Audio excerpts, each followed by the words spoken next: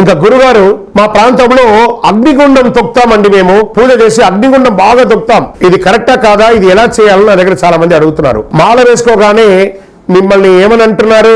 స్వామి అంటున్నారు కదా. మీకు పాదం నమస్కారం చేసినప్పుడు ఏమంటున్నారు? స్వామి పాదం, అయ్యప్ప పాదం అంటున్నారు కదా. అలాంటి చిన్న పిల్లవాడు కదా, 12 ఏళ్ళ బాలుడు కదా, ఆ స్వామి పాదాన్ని తీసుకుపోయి నిప్పులో పెట్టచ్చా? నేను ఈ దేశంలో ఇంతమంది ఉండగా ఇతనికి మాల వేసుకొని ఇతని శరీరంలోకి నేను ఆవగిస్తే నన్ను తీసుకుపోయి వీడు అగ్నిలో దింపాడని చెప్పి అయ్యప్ప ఆనందపడతాడా, శపిస్తాడా? ఈ అగ్నిగుండ సంస్కారాన్ని ఆపేయండి. మీరు మాలలో లేనప్పుడు అంగప్రదక్షిణ చేయండి అగ్గిలో. ఎవరికి కావాలి? మాల వేసుకున్నప్పుడు అయ్యప్పను చాలా జాగ్రత్తగా కాపాడాలి. ఎంత గొప్ప స్థితి! మిమ్మల్ని అయ్యప్ప అని పిలిచే ఒక పదవిని ఇచ్చారు కదా, తన పేరును తన భక్తుడికి ఇచ్చే దీక్ష ఈ ప్రపంచంలో ఏదైనా ఉందా అంటే అది అయ్యప్ప దీక్ష కదా.